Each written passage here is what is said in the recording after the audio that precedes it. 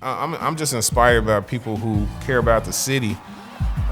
You can't convince me it's not the greatest city in the country. Like, it's the country's first true city, you know.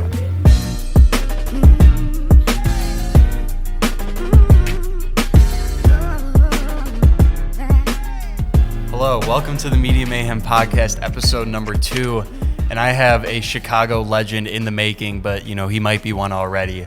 6FiggaDilla, Sherman Dilla Thomas. Hi, can you introduce yourself, and thank you for being here today. Man, I'm honored that you even want me on your podcast, so thank you for having me. That's who I am. My name is Dilla. I'm a Chicago historian. I guess that's now my main job. I guess my second job is I'm also an area operator for ComEd. It's a fancy way of saying like I manage the power grid downtown, one of the 15 guys that do. Husband, father of a gazillion kids, lifelong Chicagoan, content creator, right? Yeah. You know, content creator is a large umbrella, but I think you definitely sort of embrace your niche in there and really telling history. And, you know, I've learned a lot of history from you, you know, the fire pole, the gospel's origination in the city, even like the Chicago Defender. I wasn't fully familiar with that before I saw you speak on TikTok and all these other different platforms. But another fun thing that I saw about you is you have over 18 links on your link tree, which is 18 different ways people can see you express your love of history and even sharing some of those stories. And all of this started off with you wanting to help your daughter go viral on TikTok, right?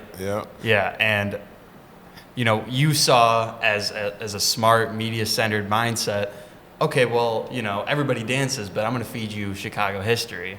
And when she said no, you said, okay, it's my turn to take this on. And not to throw shade at my baby, right? But she's 8. She's probably been in dance class for like maybe 3 years, right? And the people that are going viral, they don't say it in their caption, but they've probably been in ballet like 10 years. And you know, or they're a majorette for some college. That's what they like. That's the back thing. That's why that dance looks so crisp. They hit, you know, they try. It was rehearsed 100 times before they posted it. And so I was just also trying to get it to see that. But to your point, I did see an angle. I'm like, man, like there ain't no cute little girls doing history. You know, like we could corner a market. You know. Absolutely, and you know, something you've said before is that every few generations a city sort of needs a public historian, and there's been those that you've looked up to in the past. But you know what I think is interesting about you is, you know, history unites us, but also it helps us understand our culture and our community a lot better. So you know, for me, there was sort of like, it was like a movie or something that pushed me to really work in media and want to dedicate myself to this. Is there like a piece of history or a story that really like gave you that push to do the same? Yeah, the YouTube wormholes of Chicago drill might have been the straw that broke the camel's back. As far as like, I guess my dad is probably like my number one influence. He's no longer with us, but he had so many different life experiences, right? He was a cop. He's a Vietnam veteran. He lived on the West Side. His folks was from Mississippi, right? So when he entered the room, he could capture the room, and it was always with stories, you know. And so I think that's probably where it started. And then I used to ask him, like, man, how do you have all these stories? And he, you know, keep living, right? Or be aware. Or, you know, he say stuff like, man, yesterday was history. You know, just stuff like that. He asked me, what you do yesterday? Oh, man, I went to, you know, I had a good day at school. Oh, man, you made history. You know, like, that's just how he phrased stuff. So I think it probably comes from him. You know? Yeah, and I love that. Like, you made history today. Yeah. It's just those little things that I think sort of keep us motivated. Yeah. But and the motivation is something I see, like, just so intrinsically within you on TikTok and in other interviews. And you know, what initially pulled me to you like so much was that you're essentially like delivering college level information, perspectives through the same app where there are these viral dances. So you did sort of find that niche and go on to it. But I think the difference is, you know, you don't sacrifice any of that education or accuracy to make it entertaining. And so how do you reach that balance? Man, it's like the greatest compliment, man. That's very important to me, that the history is correct. And not only that it's correct, but not generic, right? Like, I don't want my post, you to go right to Wikipedia and then read everything I said. What was the research in that? But truth is so much more entertaining than fiction. And I think that's where a lot of people go wrong as it relates to history, right? And storytelling, you want to kind of like add yourself to it. And if you just tell the story, like what really happened, and you have an objective mind. That's one of the things my mother hated about me, right? She'd give you that story. Hey, if you're going somewhere with your little brother, y'all get into a fight, you got to help him. If he don't come home, you don't come home. And I'd say, okay, I understand that part. Why don't you tell him not to start any shit while we're out? And then there'll be a guarantee, because the other person that we may be fighting, what if like they got a right to feel how they feel if he starts shit, right? We don't get to run the world. And I was like 10 having that conversation with her. So, you know, I've always like had a very objective perspective. And I think that I want that part to come out in the history too. Like they say history is his story, right? One person. And that hurts us, you know. So I try to keep the perspective broad, but also be truthful. And then the like you said, the more important part about it is just being accurate. I think part of the reason why I'm blowing up is that even our news sometimes ain't very well sourced. You know, like nobody's taking the time to really, really source the thing they're putting out. And so it's apparent when someone else is doing that, and I think that's helping me.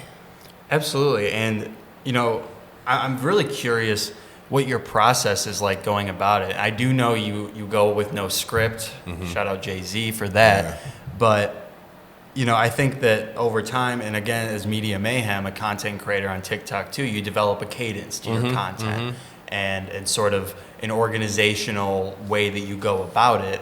Has anything like that? Is that something that you I still have not found a structured, right? Like, okay, intro, this, right? But I do have a research method I do about certain, if it's a neighborhood, right, I start with the Encyclopedia of Chicago. The University of Chicago made it maybe about 20 years ago. So if it's a neighborhood, I start there.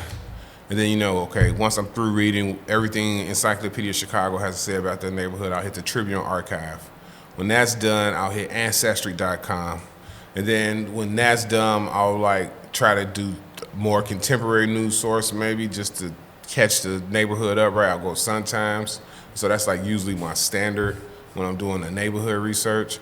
And then when I'm doing people, I'm always, if they're passed away, I'm always trying to start at their obituary. Like, I don't want to read anything but your obituary, because most of the time, this is pretty accurate, right? You're going to flub a little bit about yourself, but when you're gone, they writing it, you know, somebody else is just stating what you did. They're going to mention the schools you went to, and then I'm going to start to try to find, like, those yearbooks when you were there, or those newsletters when you were there, so I can get first-person perspective of what you were and how you were as a student, right? And then maybe you didn't make the yearbook, but I still want to read your graduating yearbook if I'm researching a person, because I want to know who you went to school with, right? What was happening in those schools? What was the politics of the era of that time? So I do have like a research kind of methodology. But then sometimes I'll just hear something cool, or I'll drive by, and then like that'll be the precipice, especially with like my Instagram. My Instagram don't have no rhyme or reason. I don't take expressways anymore unless I'm running late, just so that I have to drive through the neighborhoods and I see a new building every day that I want to like, okay, who made it? Oh, it looks like terracotta. That's 1910. I got to know who's the architect. What was it originally designed for? And then that oftentimes gives me awesome content, you know. So it seems like it's always a jumping off point for you, but those are all set in place by, you know, ways that you go about your day almost of. And the expressway thing you said, at first I thought you were making like a figurative reference. I was like, oh, you literally don't take expressways anymore. I love that. I haven't heard that. And I think you're one of the few people that do that, but it makes sense for what you love doing. And, you know, what you said about like going through almost the archives, whether that be through the Tribune or University of Chicago, of the encyclopedias of Chicago. A lot of that requires a very developed amount of media literacy and being able to sort of go in and dissect, okay, this is what I have, but this is what I need. Here's how I do that accurately. And I think media literacy is one of the most integral parts of being a part of your community and consuming media in this world. And, you know, for media literacy being such an important thing, you know, and it being such a big part of your career, you see it as like a prominent part of, you know, being a part of your community, consuming news. Like, where does that? Man, that's such a powerful phrase. You don't hear it enough. It's how you interpret the media that you ingest. Recognizing its bias before you even start, right? The implicit biases of that source who's creating that media is important. And again, like, that's my overall goal, is to start to teach these things to kids, or at least introduce those concepts to them, right? Like that having that literacy and understanding what's clickbait and what's not, right, is a thing we need to train up. So I appreciate you acknowledging that. I call it perspective is probably the word that I use when I'm researching. I do kind of have an idea of what I'm trying to pull out of what I'm researching, or what I'm looking for.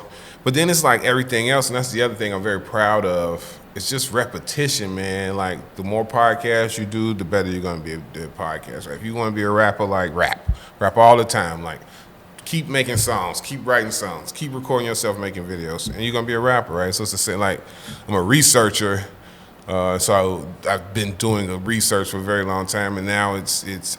I don't even know if I could. Like, someone would have to just come watch me. It'd be real hard for me to verbally describe how I research is so. You're in it. Yeah, it's You're just so in. It just happens. And, you know, with, like, I'm privileged enough to have been, like, gone to college, gotten my bachelor's, and really have always had this sense of media literacy or perspective sort of in my life. And I've worked really hard to try and not take that for granted and sort of bring that to the limelight. And I guess especially with things like TikTok being so popular now, where it's literally like they are preying on your media literacy. And that's the whole point of it. But I think what also goes along with that is sort of the national perspective of the city and how it's sort of shrouded by these violent narratives that, sure, they happen, but they don't share the other sides of the city. They don't tell the whole story. They only pick the traumatizing part to make it national news. Even when they tell that part, like, Chicago's implicit in it too, our news media. You know, the case in point, when the kid got killed in the McDonald's drive-thru a year ago, right? It gets reported out like kids aren't safe in McDonald's drive-thru. And at the onset of the incident, the media, the internet, the police, everyone knew what that was. It was a dude who's involved in life who thought that he can do whatever the hell he wants at night and then take your kid with you in the day. And, like, that's what's going on in Chicago. It's not this free-for-all murderous state. Is that in Al Capone's era, they gave criminals instructions too in the news, in the media. It was like they would say, "Hey, if you're part of the Al Capone gang, can you miss this event? Hey, bring your kids to the carnival on Friday if you're the mobster, so that no one's gonna get shot one through first." Like, that's the kind of, like, language you got to say, because and it's all allegedly, right? But again, just how they broadcast the news. They knew all this the second that kid got shot. Supposedly that father was disrespecting someone who got killed, like went to their gravesite and did something bogus. If my brother gets killed and I pick up the phone and I see you doing something on his gravesite, I'm going to want to kill you, right? That's the American reaction. You know, when Pearl Harbor happened, we want to kill somebody. 9/11 happened, you want to kill somebody, right? Like, that's what we're ingrained to do. We're ingrained for revenge. Typically, some time passes and then you kind of get a cooler head. But that's what happened, dude. Brother got killed, a family member got killed, and then he saw who he thought was responsible. And you also got to think about cars, right? if I'm a kid and I'm sitting in the back seat, I can't see past the window line if that kid ain't taller than the window. You see what I'm saying? So it ain't like people in Chicago indiscriminately shooting up cars. A dude saw somebody disrespect his dead brother, and because we got so much trauma, we don't have conflict resolution skills being taught or pushed. He fired his weapon, and a kid got killed. But my long-winded point of that is they knew all at that second. And if they would have told the news story that second, right? It's an isolated incident, and that's what pretty much all the shootings in Chicago are these like too many isolated incidents, but that's truly what they are, right? You are very safe in Chicago if you ain't did nothing to nobody, and that's a very true thing, and they need to say that a whole lot more.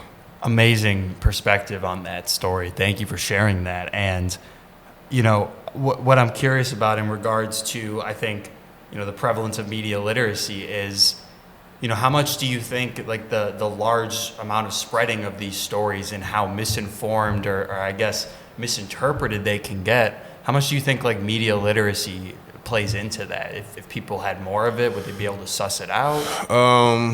Yeah, I think they would. I think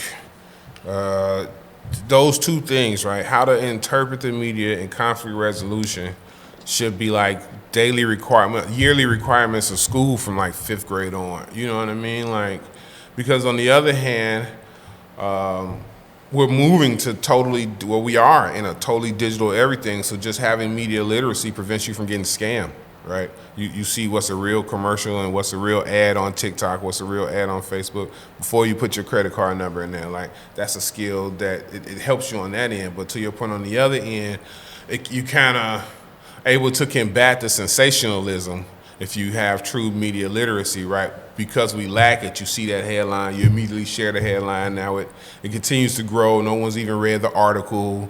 You know, they picked the worst part of the story to be the headline. If you read the article, it ain't even all that bad, you know. Media literacy resolves that. And then it opens you to the broader thing of like, well, why are they doing that? You know, then you start to get to the point of what it's all really about, which is money. and then you can say, okay, I see this money move being played, and you move better.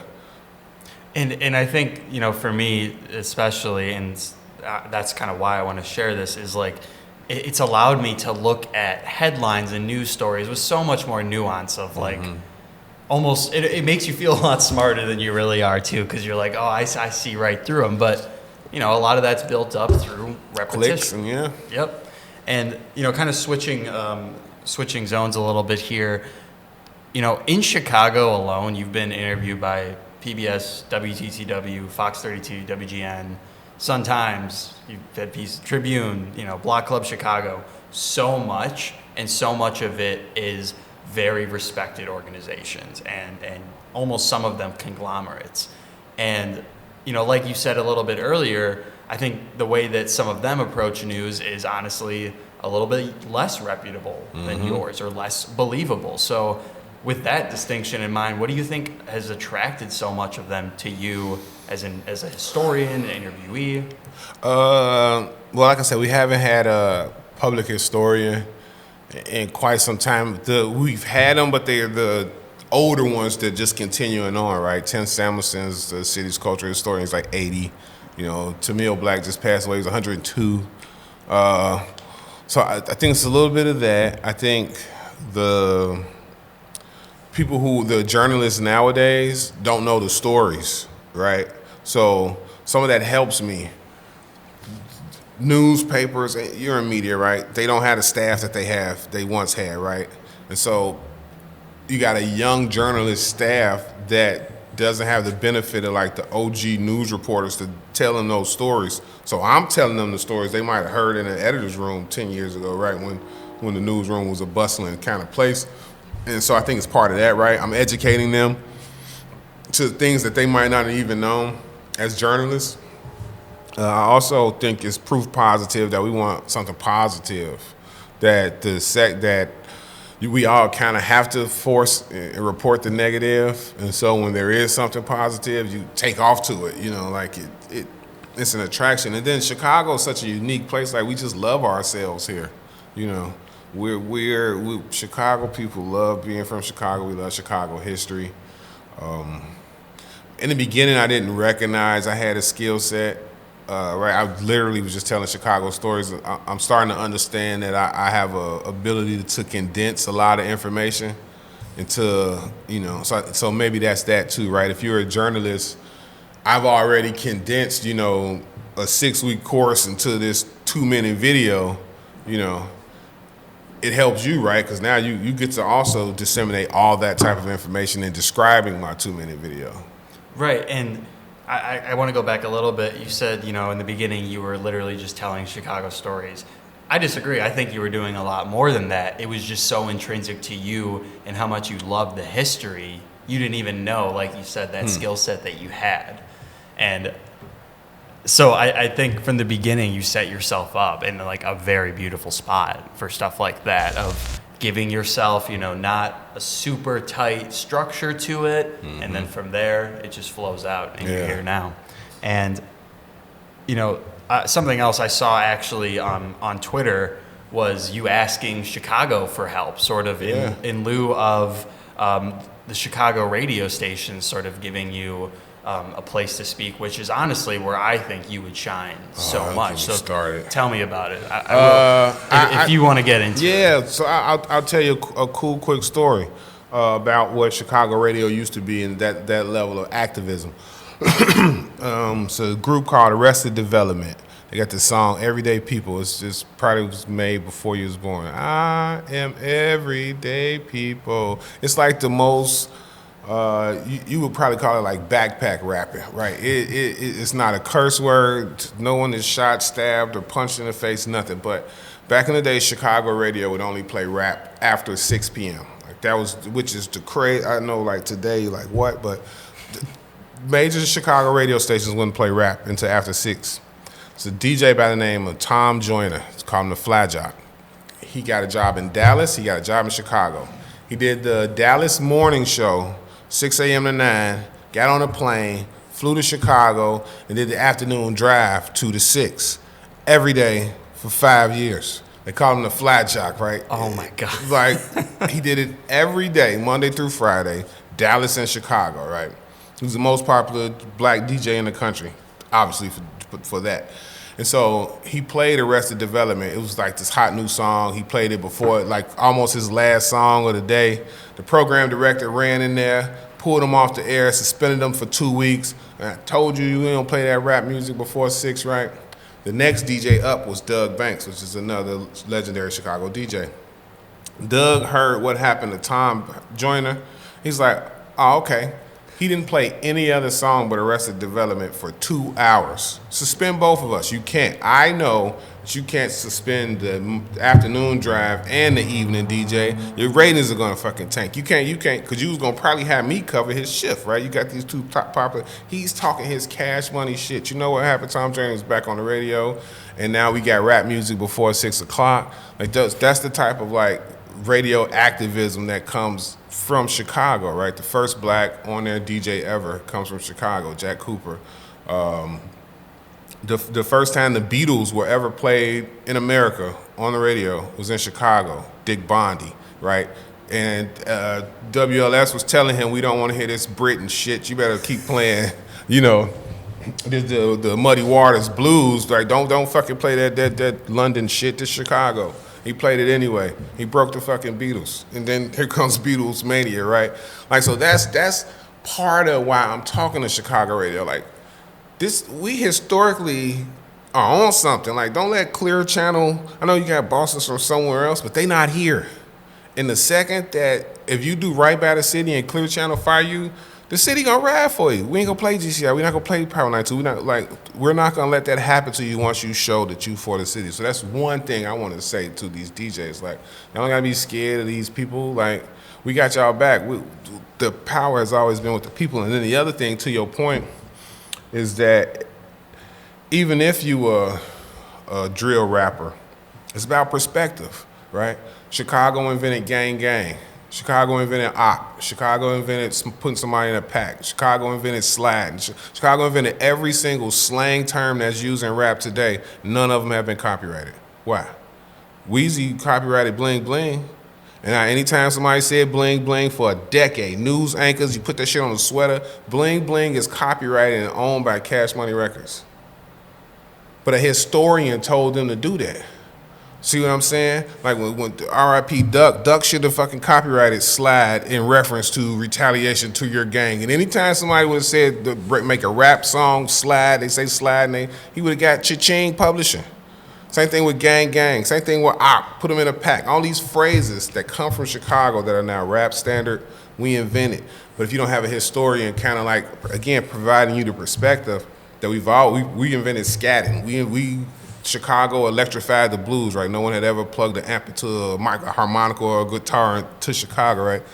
If you don't have a historian telling you these things, you don't know that you're being innovative. You don't know what has worked before and how you could be lucrative. You know what I'm saying?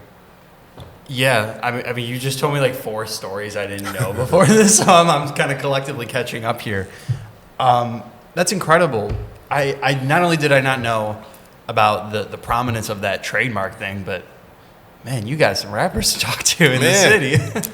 But see, I can't talk to the people, their fans, their cousins that are in the city. They listening to GCI on their way to work, or their way home, or Power 92, right? And then after that, they on YouTube, and you know what I'm saying? Like, our worlds don't intersect as much as people think, and that's the other reason. That's why I'm trying to get the radios and all that to give me a couple seconds.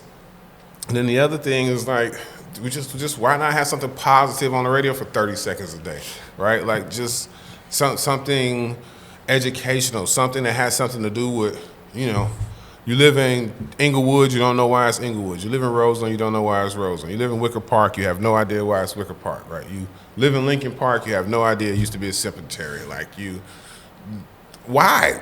You know what I'm saying? And especially you have someone who can, again, like, forget me, bring me on, let me train a younger me, right? I'm 40. Somebody else should be, like, already behind me right now so that when they 35, they could take over, you know what I'm saying? And we don't have that gap in like we just had with our historians, right? So just those things. It's nothing selfish. I'm not trying to like get on the radio and sell nothing or nothing like that. Just be informative. 100%. And, there's a PSA to those radio stations. Come on. Give them a chance. Right. He will not let you down. But it sounds like someone else was tapping on your shoulder the other day for podcast stuff. Can you tell me about that? Yeah, absolutely. So Chance's people hit me up, Chance the Rapper, and just a fan of my work, right? Like, most people like history, they just don't understand they like it, right? You don't like your stiff history teacher teaching you about D-Day, but you, again, right, if you're a Chicago rapper, you appreciate knowing hip-hop history or house music history, or what broke, what worked, right? What music videos, what movies was shot here you didn't necessarily know about, right? So I think it started with that, with Chance, and then he kind of recognized that, okay, he's a historian for real, right? He ain't just saying that shit. And so, yeah, he invited me out to House of Kicks, which is their studio and production. It's fucking, man, it was, whew. So, man, dude, Chance, I don't want to be in your pockets, bro, but Jesus Christ. It was fucking amazing. I'm trying to, like, act normal and shit. He got, like, bowls of fruit roll-ups and candies and arm reach from everywhere. I'm like, man, he's living my goddamn dream. I'm only going to eat 2 fruit roll-ups. That's it. I'm not going to sit and bang. Did you pocket stuff when you turn around? He told me I'd come back, so I ain't want to hurt myself. But he's going to play the villain in this Netflix series that we're pitching. I need to find a day to write this treatment, I guess. It's a 2-page treatment I'm supposed to write. He did a show with Cardi B. So he loved my Netflix idea, so he's gonna give it to those people to see if they'll produce it. But I gotta write the treatment. It's gonna be a Chicago history series that we're gonna create. He wants to produce, but like right now he wants me and his manager to start a podcast. So we're brainstorming like the segments and that type of stuff, just like really, really Chicago, right? Have a Chicago food segment every time, maybe a Chicago music artist, something informative that you didn't know, and then just us talking shit.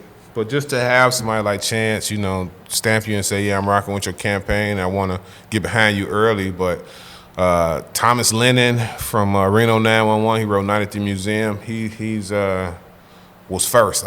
He was like the first celebrity to say, oh, no, man, you. Like, never met him, and people kept sending me clips of him bigging me up, you know. And then so finally he came to town and took me to dinner, got me drunk. We've been cool ever since. That's awesome, and I'm so excited for you in that prospect, because I see nothing but just upward potential for that, and I think that's especially because you care so deeply about the history and that information. So, you know, that's never a question as to whether that's going to be front and center for you. Yeah. But, you know, along the lines of hip hop, you know, recently I saw a quote tweet that you did from Andrew Barber's page, shout out Fake Short Drive, about Jay-Z's The Black Album, and Jay-Z said it just felt natural to do it the way I've been doing it, no paper, no pen, just listen to the music. And I see that you've taken some inspiration from that. Man, talk about that. It gets me in so much trouble. My whole life, right? He came out in 96. I might have got wind that he didn't write like in 97. And so like I went to Eastern Illinois University. You know, you got to take intro to speech. Like I never would write speech. They would hate me. But like I just refuse. Like, yo, Jay don't write. I'm not writing nothing. And so I do like jot bullet points, right? Like, you know, Lewis University is founded by a guy who kind of plotted the Southeast Side. And so I'm not going to remember his date of birth and his date of death, right? I'm going to have to probably jot that down. But I know he went to Notre Dame, was Notre Dame alum, and there's a dorm there for him, right? And so again, if I want to be really, really accurate, I got to write 1953 down. But it just depends on how I want to deliver the story. I might just say the 50s, and then that's general enough. Because that's the other part of it too. Like I want you to take what I say and research a little bit, right? You know, further learning type thing. But yeah, Jay ruined me, man. I've met like 180 videos so far, no script, and that's like I guess right. Look, it's cool to say, but then when someone's like, oh man, I want to do this video. Can you send me the script so I can type out captions and we're gonna put it on in front of 2,000 people? It's like, sure. Yeah, I ain't have a script, bro. I can redo it, or like it's never the same. And sometimes people want it the same. You know, if it's scripted, you could give it to them, right? You could deliver it the same way. But yeah, I haven't. I just. It's the J method. He see you younger than me. I hate being around you young, fresh-faced people, man. Y'all remind me that I'm an old man. But he did an interview a long time ago. He described how he did it. So let's say he come up with 4 bars. He would just keep saying that 4 bars to himself till he got home. And then by the time he got home, he was getting ready to write it down, but it was no point. He remembered it, right? And so that's literally how I do a fact. If I read something, and I want to hold that story, I keep telling myself that story all day. Like my wife would be talking to me, and I'd be like, "Oh, what you say?" Because I'm keep telling myself that story. Like I'm getting ready to do the hostage. My next video is probably gonna be hostage, right? It runs the whole city, right? And I want to talk about all the culture you get running hostage. So I'm studying like from Tui to say Foster. And like I'm not allowing myself to think about any other stretch of Halsted until I'm confident that I don't have to write any of that down. Then I'm gonna move to another stretch, So yeah. And I love like how you said, you said Jay-Z failed me. Yeah, he ruined me. He ruined you. But I love the place that outward inspirations have, not only in your work but in my work as well. And I think a lot of great sort of either content creators, journalists, people that are working in media have those inspirations that almost override into what they do in their career. So talk a little bit about some other inspirations you have. I know you have a Nipsey Hussle tattoo, if I'm not mistaken. I've seen you wear a Boondock shirt in some videos you've done for City of Chicago. And, I pick up on those things. Nip and Jay-Z probably, like, people be mad at me all the time. My grandparents ain't here. Somebody asked me not too long. At Thanksgiving Day, it was like, you bring back 2 people who are dead. Who would you bring back? And, like, one of them was, I said Nipsey so fast. And the whole family's like, man, you ain't gonna say grandma? I'm like, man, Grandma did her thing. I think Nip kind of got took early. Like Granny had a nice goal, man. Nip got shorted. Granny might get picked second, but we going Nip first round draft pick. But just like, man, I'm following his model now, vertical integration. So I'm a historian. Historians, there's a part of doing neighborhood tours, right? So I started a tour company. So then when like universities have been pegging me to do lectures, did one for Loyola, did one for DePaul, but then I make them book me through my tour company, right? So then, yes, you're gonna get the lecture, but I'm also trying to get you to get your class to take a neighborhood tour. And then the tour company, we also gonna sell like Chicago-themed history merch. You know, and so that vertical integration, and then now I'm branching off to, content creating, but also, Netflix type of content creation, right? I learned that kind of thought from Nipsey Hussle. I just was telling my guys, like, we need to get 100 days of $1,000 worth of speaking engagements, and that's $100,000. But like Nip sold his mixtape, $100 a mixtape, right? He sold 1,000 copies, same thing, right? To get to $100,000 quickly. So you use that for seed money to start something else. So a lot of my, and then he didn't leave his neighborhoods. I'm hoping I don't fucking get shot in my head in Auburn Gresham, right? That'll fucking suck. But I don't plan on leaving. You know what I mean? When Netflix come with the check, it's just gonna be some big swole dude standing next to me all the time with guns. Like I won't be going nowhere by myself once I get that kind of money. But short of that, Nip is very inspirational. But not just Nip, man. Julius Rosenwald, who was formerly the CEO and president of Sears Roebuck and Company when they was back in the day, right? He's a white Jewish guy from Springfield. He built over 2,000 two-room schoolhouses in the South for black kids. John Lewis, the famous congressman, is a graduate of one of his schools. The Museum of Science and Industry here, I'm starting that story wrong. It's the Field Museum, right? Because it's named after Marshall Field. And the Shedd Aquarium, because it's named after Shedd. The Adler Planetarium, right? Because it's named after Adler. But it's the Museum of Science and Industry. Even though Julius Rosenwald benefactored it, he saved it, he put all his money in it. He was so modest, he didn't want his name on nothing, right? Like I take so much inspiration from how philanthropic he was, but he used a lot of history for that, right? He was a really dope guy. So I'm just inspired by people who care about the city. You can't convince me it's not the greatest city in the country. Like it's the country's first true city. New York was a thing before America, right? You know what I mean? And so like all American innovation can be traced back here. The assembly line, right? They made the cars in Detroit, but like the steel came through here, For a very long, we called Pittsburgh and Philadelphia Steel City, right? And the Steelers, we made way more steel than them. Like Chicago made way more steel than Philadelphia and Pittsburgh and all that, right? So the city inspires me, Yeah, and it's so clear that it does, and that shines through.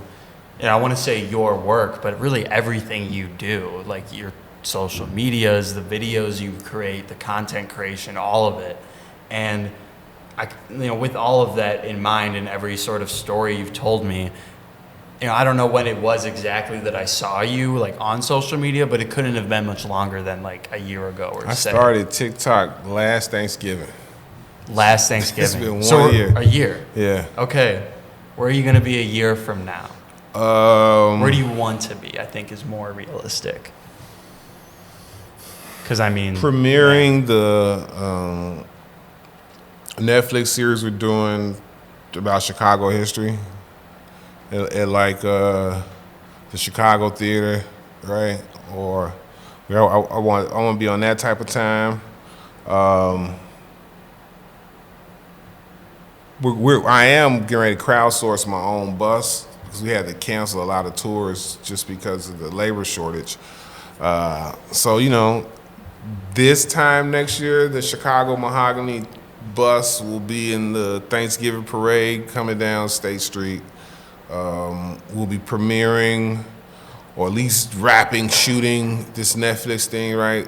That's very hopeful. I hear those things take time to make, but I'm being cryptic about one because I don't want my idea to get jacked. One's a 1 season, 7-episode kind of arc that can be done by next summer. The other one is kind of think like Boardwalk Empire, but just with Chicago history. Give you one quick, cool history story.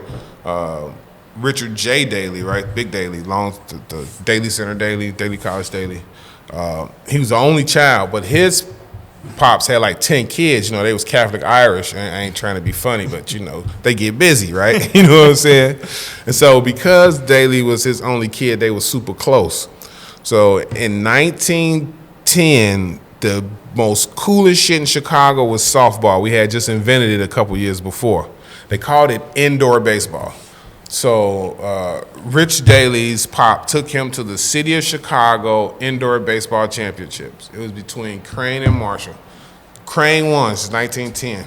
So like all the little kids, you want to walk up to shake the hand of the star player, right? So this is getting ready to be the soon mayor, or in the future, right? Daley walks up to the star player. Hey, George, I'm sorry. He said, hey, Mr. Hallis, great game. He said, hey, don't call me that, man. Call me George. And he meets the founding of the Bears at a city baseball champ. Like, how many people know that George Hallis, you know, was one, like, he's Chicago as shit, right? Played fucking Crane baseball, you know what I mean? Like, just those things on film, I think, not only are going to unite us, but paint Chicago in a better picture. 100%. And, you know, those little tidbits of history that you have dropped throughout this podcast have not only taught me a lot, but I think they're going to really feed through to the audience when they listen to this and watch it. So, you know, I really want to thank you for coming on the Media Mayhem podcast today. This is Chicago born, and it's just an absolute pleasure to have you. It's our time. I think it's almost like getting on Bitcoin early, right? Like, that metaverse and all that shit's coming, man. And so I like that there's a new generation of us, these Chicagoans, right, creating stuff, because like you were saying, the gatekeepers, they don't open the door until you're already popping. It's the people like you that are gonna give people a platform on their way up, so that, like, you know, somebody's researching somebody that they want to pull for something bigger. They need your platform to at least get the sample. So, man, I appreciate you having me. I really do. Awesome, man. Thanks again. And, you know, it's been a pleasure having you on here. And, yeah, thanks again. Thank you, brother.